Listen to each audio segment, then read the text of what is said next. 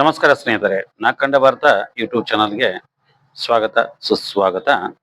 ಇವತ್ತಿನ ದಿವಸ ನಾನು ಬೆಳಗಾವಿ ಜಿಲ್ಲೆ ಚಿಕ್ಕೋಡಿ ನಗರದಿಂದ ಸುಮಾರು 11 ಕಿಲೋಮೀಟರ್ ದೂರದಲ್ಲಿರುವಂತ ಮಹಾರಾಷ್ಟ್ರ ಗಡಿ ಭಾಗಕ್ಕೆ ಹೊಂದಿಕೊಂಡಿರುವಂತ ಯಕ್ಷಂಬ ಪಟ್ಟಣಕ್ಕೆ ಹೋಗ್ತಾ ಇದ್ದೀನಿ. ಯಕ್ಷಂಬ ಪಟ್ಟಣದಲ್ಲಿ ಇರುವಂತ ಗ್ರಾಮ ದೇವತೆ ಶ್ರೀ ಬೀರೇಶ್ವರ ದೇವಸ್ಥಾನದ ಜಾತ್ರಾ ಮಹೋತ್ಸವ ಕಳೆದ 2-3 ದಿನಗಳಿಂದ ನಡೀತಾ ಇದೆ. ನನಗೆ ಈ ಜಾತ್ರೆ ಮಹೋತ್ಸವಕ್ಕೆ ಹೋಗಿ ಅಲ್ಲಿ ಜಾತ್ರೆಯಲ್ಲಿ ಏನೇನು ನಡೀತಾ ಇದೆ ಅನ್ನೋದ್ರ ಬಗ್ಗೆ ಒಂದಷ್ಟು ವಿವರಗಳನ್ನ ತಮಗೆ ವಿಡಿಯೋದ ಮೂಲಕ ತೋರಿಸ್ಬೇಕಾಗಿದೆ.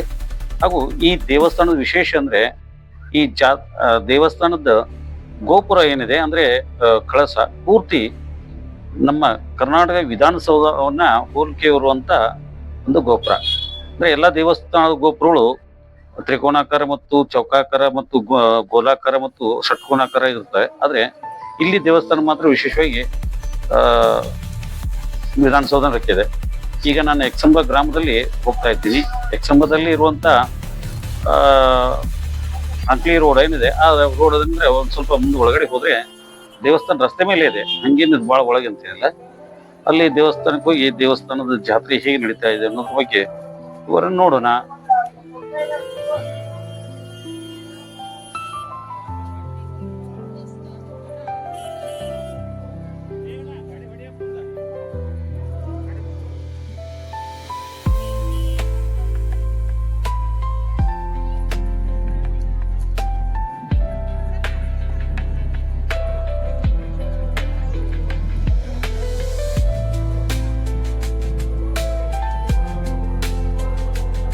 ಜಾತ್ರೆಯಲ್ಲಿ ಹೋಗ್ತಾ ಇದ್ದೀನಿ.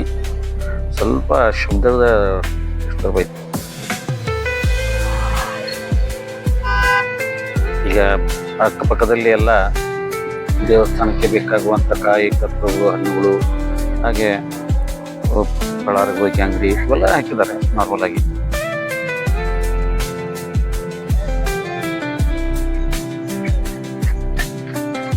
ನೋಡಿ ಜಾತ್ರೆ ಹೇಗಿದೆ ಕಾಣ್ತಾ ಇದೆ ನೋಡಿ. ದೇವಸ್ಥಾನ ವಿಧಾನಸೌಧನ್ನೇ ಹೋಲುವಂತ ದೇವಸ್ಥಾನ ಇದು.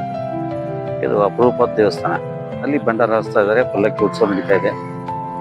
ನೋಡಿ ಭಂಡಾರ ಹೇಗೆ ಹಾಕ್ತಾ ಇದೆ ನೋಡಿ. ಕೂಡಲೇ ನಮಗೊಂದು 6 ತಿಂಗಳ ಹಿಂದ್ಗಡೆ ನಮ್ಗೆ ಗೋಕಾಕ್ ಜಾತ್ರೆ ನೆನಪಾಗುತ್ತೆ. ನಾವು ಗೋಕಾಕ್ ಜಾತ್ರೆ ಭಂಡಾರ ಪಡೆ ಭಂಡಾರ ಆಡಿದ್ವಿ ನಾವು. ಅದು ಅಲ್ಲದೆ ಈ ವರ್ಷ 10 ವರ್ಷದ ನಂತರ ಗೋಕಾಕ್ ಜಾತ್ರೆ ಬಂದಿದ್ವಿ. ಅದು ಖುಷಿಲಿ ಇನ್ನೂ ಜಾಸ್ತಿ ಓಡಾಡಿ ಭಂಡಾರ ಆಡಿದ್ವಿ. ವಿಧಾನಸೌಧನ್ನೇ ಹೋಲಿಕೆ ಬರುವಂಥದ್ದು ಈ ದೇವಸ್ಥಾನ. ಏನೇನೆ ಹಳ್ಳಿಗಳಲ್ಲಿ ಒಂದು ಜಾತ್ರೆ ಹಬ್ಬಗಳು ಮಾಡ್ತಾರಲ್ಲ, ಅದೇ ಒಂಥರ ಖುಷಿ ಅನ್ಸುತ್ತೆ. ಅಲ್ಲಿ ಹೋಗಿ ಪಾಲ್ಗೊಳ್ಳೋದು, ಅಲ್ಲಿ ಉತ್ಸವ ನೋಡಿ, ಜನರದ ಉತ್ಸಾಹ ನೋಡಿ. ಉತ್ಸವನೂ ಇರ್ಬೋದು, ಉತ್ಸಾಹನೇ ಇರ್ಬೋದು, ಎಲ್ಲ ಚೆನ್ನಾಗಿರುತ್ತೆ. ಈ ಸಿಟಿ ಜನರಲ್ಲಿ ನಮ್ಮಲ್ಲಿ ಒಂದು ಸ್ವಲ್ಪ ಹಬ್ಬದ ವಾತಾವರಣ ಏನೂ ಅಲ್ಲ. ಏನೋ ಭಾಳ ಮಾಡಿದ್ರೆ ಒಂದು ಸ್ವಲ್ಪ ಅಲ್ಲಿ ಹೋಗಿ ಗುರು ದೇವ್ರ ನಮಸ್ಕಾರ ಮಾಡ್ಬೋದು ತೆಗೀತು. ನಿಜವಾಗ್ಲೂ ಜಾತ್ರೆ ಮಾಡೋರು ಅಂದ್ರೆ ಹಳ್ಳಿ ಜನನೇ.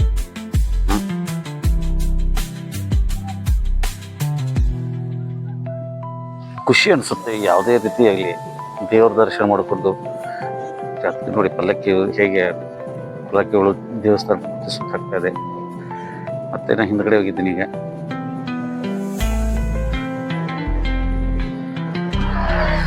ಪೂರ್ತಿ ದೇವಸ್ಥಾನ ಹಿಂದೆ ಇರೋದು. ನಾನೀಗ ಸುತ್ತಕ್ಕೆ ಬರ್ತಾ ಇದ್ದಾರೆ. ಇದು ಮುಗಿದ ತಕ್ಷಣನೇ ಎಲ್ಲರಿಗೂ ಊಟದ ವ್ಯವಸ್ಥೆ ಮಾಡ್ತಾ ಇದ್ದಾರೆ. ಹಂಗ ಇಲ್ಲೇ ಒಂದು ಮಾಡ್ತಾರೆ ಗೊತ್ತಿಲ್ಲ, ಅಷ್ಟು ಸಿಕ್ಕಾಪಟ್ಟೆ ಜನ ಇದ್ದಾರೆ, ರಶ್ ಇದೆ. ಲಕ್ಷಾಂತರ ಜನ ಭಕ್ತಾದಿಗಳು ಬಂದಿದ್ದಾರೆ.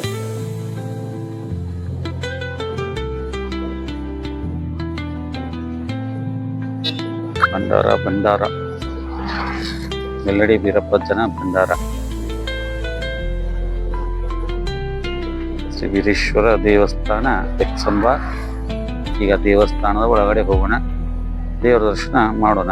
ನಿಮ್ಗೆ ದೇವ್ರ ದರ್ಶನ ಮಾಡಿಸ್ತೀನಿ. ತುಂಬಾ ಸುಂದರವಾಗಿರುವಂತ ದೇವಸ್ಥಾನ, ತುಂಬಾ ದೊಡ್ಡದಾಗಿದೆ. ವಿದ್ಯುತ್ ಅಲಂಕಾರನು ತುಂಬಾ ಚೆನ್ನಾಗಿದೆ ದೇವಸ್ಥಾನಕ್ಕೆ. ಲೈಟ್ ಸರ ಕರ್ನಾಟಕದ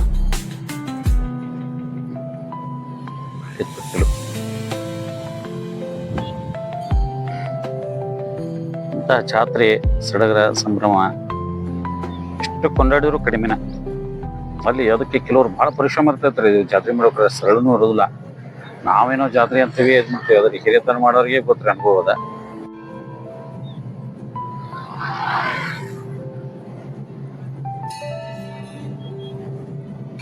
ವಾಹನ ವ್ಯವಸ್ಥೆ ಸಮಸ್ಯೆ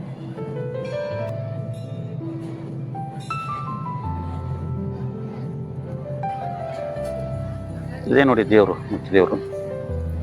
ಈ ದೇವ್ರ ದರ್ಶನ ಮಾಡೋಣ.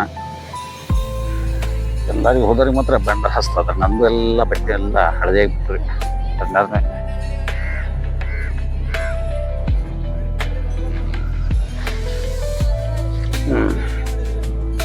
ಇದೇ ಮುಖ್ಯ ದೇವರು ವೀರೇಶ್ವರ ದೇವರು. ಕೆಳಗಡೆ ಮೂರ್ತಿ ಇದೆ.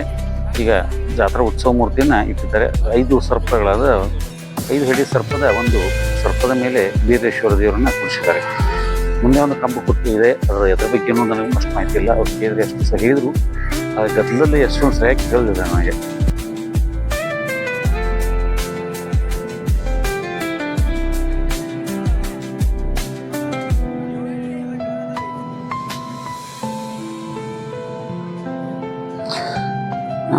ಈ ಶಬ್ದಗಳಂತ ಇದ್ದಿದ್ದಪ್ಪ ಜಾತ್ರೆಯಲ್ಲಿ ಎಲ್ಲ ಸಾಮಾನ್ಯವಾಗಿ.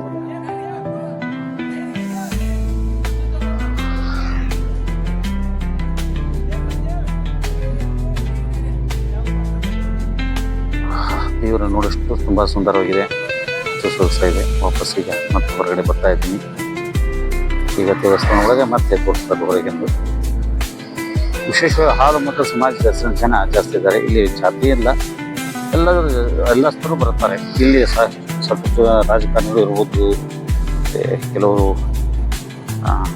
ಇನ್ನೂ ಸೆಲೆಬ್ರಿಟಿಗಳು ಸಾಕಷ್ಟು ಜನ ಬರ್ತಾರೆ ದೇವರಿಗೆ. ಯಾಕಂದ್ರೆ ಇದು ಎಕ್ಸಮ ಗ್ರಾಮದ ಗ್ರಾಮ ದೇವರು.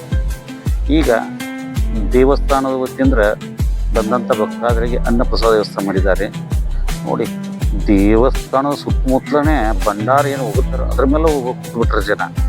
ಅಂದರೆ ಇಲ್ಲಿ ಯಾವುದೂ ನಾನು ಮೇಲು ಕೀಳು ಅನ್ನೋದು ಏನೇ ಇಲ್ಲ. ಎಲ್ಲರೂ ಸರ್ವ ಸಮಾನವಾಗಿ ಕುತ್ಕೊಂಡ್ಬಿಟ್ಟಿದ್ದಾರೆ. ಇನ್ನೂ ಅಡುಗೆ ನೀಡ್ತಾ ಇಲ್ಲ, ಈಗ ಜನ ಕೂತ್ಬಿಟ್ಟಿದ್ದಾರೆ. ನಾನು ಅಡುಗೆ ನೀಡತಕ್ಕ ನಿಲ್ಲಕ್ಕಾಗಲಿಲ್ಲ. ನನಗೆ ಯಾಕಂದ್ರೆ ಸ್ವಲ್ಪ ಭಂಡಾರ ಇರೋದ್ರಿಂದ ಸ್ವಲ್ಪ ನನಗೆ ಡಸ್ಟ್ ಅಲರ್ಜಿ ಇರೋದ್ರಿಂದ ನಾನು ಸ್ವಲ್ಪ ಮುಂದಿರ್ತಾ ಇದ್ವಿ. ಆದರೆ ನೋಡಿ ಅವರು ಯಾವ ರೀತಿ ಕೂತಿದ್ದಾರೆ, ಅವ್ರಿಗಷ್ಟು ನಮ್ಗೆ ಪೇಷನ್ಸ್ ಇರೋಲ್ಲ.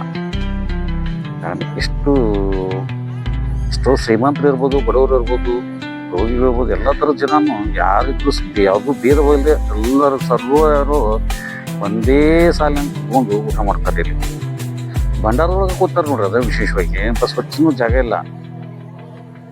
ಅದೇ ವಿಶೇಷತೆ ಇದ್ರದ್ದು.